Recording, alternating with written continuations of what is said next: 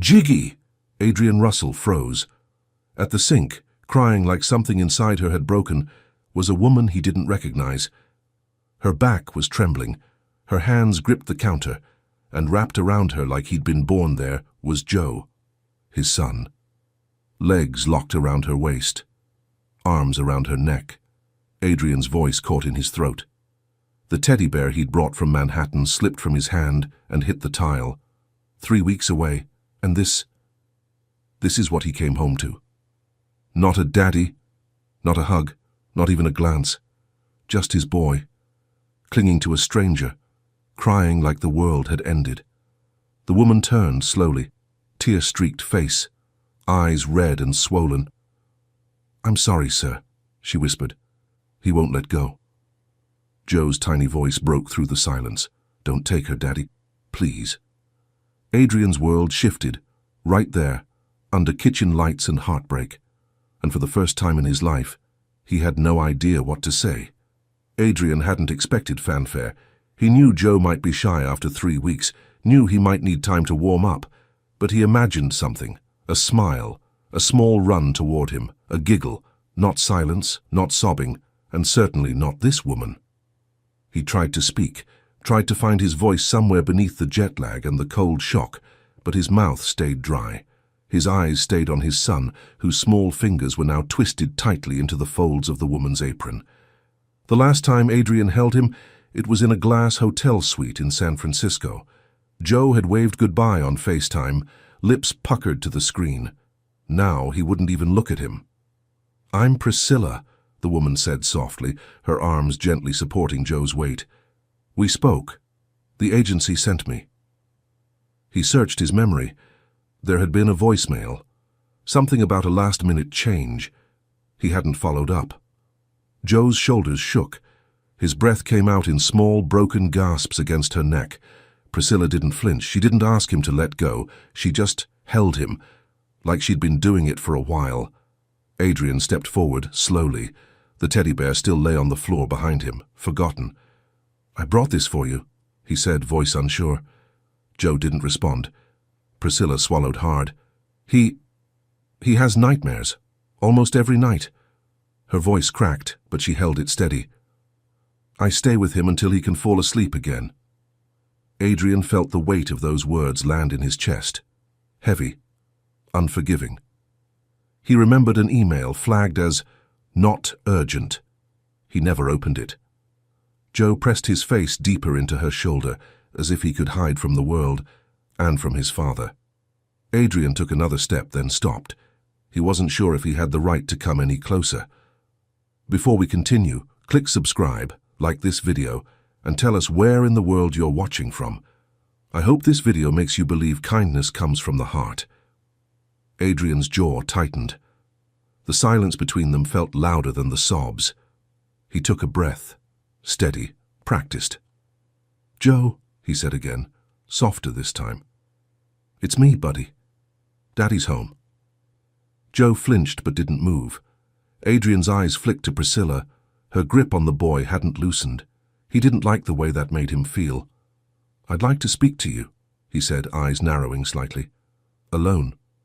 Priscilla's spine straightened, but she didn't move either. "He doesn't want me to let go," she said quietly. "I tried." He cried harder. Adrian stared at her. Why was he crying in the first place? She hesitated, just for a second. Then her voice landed flat, without drama. "Because he told me he wished I was his mom." The words hung like smoke in the air. Adrian blinked. "What?" Priscilla's eyes glistened, but her face stayed calm. "He misses something. I just happened to be here when he needed someone." Joe let out a shaky breath. Priscilla's hand moved gently along his back, almost without thinking. It wasn't rehearsed. It was muscle memory. Adrian took a slow step forward. "I didn't know things had gotten this bad." "You weren't here to know," she said, almost apologetically. "Neither was I at first. I was supposed to just clean." She looked at him now. Really looked. No fear. Just honesty. "But then I heard him crying through the walls. First night. Then the next. And the next. Eventually," she glanced down at Joe. I couldn't pretend it wasn't happening. Adrian's stomach churned. Guilt crept in, quiet and sharp. Joe finally lifted his head, just slightly. His cheeks were blotchy, his lashes wet. He looked at Adrian with the kind of fear only a child can carry. The kind that says, "You left me. Will you leave again?" Adrian stepped back. He couldn't answer that yet. Adrian leaned against the counter, one hand gripping the edge like it might anchor him. Priscilla's eyes followed his movement, not accusing, just waiting. "He has nightmares?" Adrian asked, quieter now. She nodded. "Almost every night. He wakes up calling for someone. Anyone." Her voice cracked, but she pushed through. "I tried to just leave the light on at first. I thought maybe he'd settle, but..." She looked down at the boy in her arms. "He didn't." Adrian's throat tightened. "He tells me stories," she went on. "Little pieces of you, your office, your plane, the teddy bear, how you said you'd be back soon." She let the silence breathe before finishing. "But then he asks why soon takes so long." Adrian swallowed hard. The room suddenly felt smaller, like the air had thickened. "I didn't know the nanny quit," he murmured. "You missed the agency's follow-up," she replied gently. "They said you were too busy to speak." He didn't argue, couldn't. Priscilla adjusted Joe slightly, her hand never leaving his back. "I didn't try to replace anyone," she said. "I just stayed. When he cried, I stayed." Joe sniffled against her shoulder, still quiet, still watching his father from a safe distance. "He asked if I could sing to him, said his old nanny used to before she left. So I did. Just a lullaby my grandmother sang to me when I was small." Her tone stayed simple. She wasn't defending herself, just laying truth bare. Adrian looked at his son, his boy, who once couldn't fall asleep without a bedtime call from him. Now he found peace in a stranger's voice. That stranger was no longer a stranger, not to Joe. Adrian opened his mouth but said nothing. What was there to say? Joe reached up, pulling Priscilla's arm tighter around his small frame. His eyes never left Adrian's, and in that long, aching gaze, Adrian saw it. The question behind the quiet, "Where were you when I needed you?" Adrian stepped out of the kitchen, not out of anger, not to avoid them. He just needed space to breathe. The hallway felt colder than he remembered, quiet, but not peaceful. It echoed now. He stopped beside the grand staircase, the one Joe used to race down in socks, laughing, calling for him. That laugh hadn't filled these walls in a while. Adrian leaned against the banister, loosening his tie like it might loosen the knot in his chest. 3 weeks, that's all it had been, but the gap between them felt like miles. He'd been in conference rooms, talking over lawyers and pitching CEOs on vision, in penthouses with skyline views, drinking to another closed deal. He told himself it was for Joe, that one day his son would understand. But Joe didn't want understanding. He wanted someone who showed up at bedtime, someone who noticed when the nightmares started, someone who stayed. Adrian rubbed a hand over his face. His skin felt unfamiliar, tight with regret. He thought money could buy him time, buy him grace, buy him out of mistakes. But Joe wasn't a client. He wasn't an investment, a scared little boy who had cried loud enough for a stranger to hear him through the walls. And that stranger answered, not with permission, not with pay, just with presence. Adrian didn't know what hurt more, the fact that Joe found comfort in someone else, or the fact that Adrian had left him needing it. A faint sound from the kitchen pulled him back, a hiccup, a soft whisper. Joe's voice, still clinging. Adrian pushed off the banister. Whatever came next. He couldn't stand in the hallway anymore. Adrian stepped back into the kitchen. The room hadn't changed, but something in him had. Joe was still in Priscilla's arms, his face tucked tight against her collar. His fingers curled in the fabric like letting go would break something inside him. Adrian paused near the doorway, then slowly lowered himself, down to eye level. No suit, no title, no distance, just a father. Trying. He opened his arms. Not wide, not dramatic, just open. "Joe," he said gently. "Hey, buddy, I'm here now, if you want to come." Joe didn't move. His small body shifted slightly, eyes peeking out, red-rimmed, unsure. No leap, no smile, only silence. Then slowly he began to slide down from Priscilla's hold, one hand still gripping her apron, the other reaching forward like he was testing the air between them. His steps were small, careful, as if the floor might give way. When he reached Adrian, he didn't run, he leaned, pressed his body into his father's chest without a word. Adrian caught him, arms wrapping around him like something sacred. "I'm sorry," he whispered into Joe's hair. "I should have been here." Joe didn't speak, but he didn't let go either. His small arms tightened slightly. Then, barely audible, came the plea. "Don't make her leave." Adrian's throat tightened. He looked up at Priscilla, who stood frozen, hands twisting her apron, eyes wide with fear she couldn't hide. Adrian held his son close, then spoke, not just to her, but to the weight hanging in the room. "I don't want her to leave either." His voice shook. "I thought I hired a maid," he said, "but it looks like he found someone who showed up when I didn't." Priscilla didn't respond. Not yet. But the tears in her eyes said enough. This wasn't just about a job anymore. It hadn't been for a while. The house was still. Joe had fallen asleep curled on the couch, one small hand resting on the teddy bear Adrian almost forgot he brought. In the kitchen, the lights were lower now, softer, less interrogation, more confession. Priscilla stood at the stove, quietly wiping down the surface, not rushing, not lingering, just moving. Adrian leaned against the doorway, watching her. His voice, when it came, was careful. "You didn't have to stay all those nights." She kept wiping, eyes on her hands. "I couldn't pretend he was fine, not when he wasn't." Adrian stepped in, not too close. "I should have known. About the nightmares. About all of it." Priscilla turned slightly, her expression unreadable. "I didn't expect to matter this much," she said, almost like she was admitting a mistake. "I didn't come here to be anything more than what I was hired for." Adrian nodded slowly. "I know." He paused, then added, "But you were here when it counted, and that means more than I can say." Her eyes flicked to his, just once, then back to the cloth in her hand. He took a breath.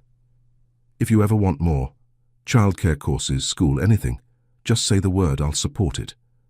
She froze, the cloth stilled between her fingers. "Why?" she asked softly. "Because you helped my son breathe again," he said. "And I didn't even notice he was suffocating." She blinked, swallowed. "I wasn't trying to take anyone's place." "I know," he said, "but you showed up like someone who could have." For a moment, neither of them moved. The only sound was the faint rhythm of Joe's breathing in the next room, steady now, like it hadn't been in weeks. Priscilla nodded slowly, her voice barely a whisper. "Thank you." Adrian nodded back. It wasn't forgiveness, not yet, but it was something.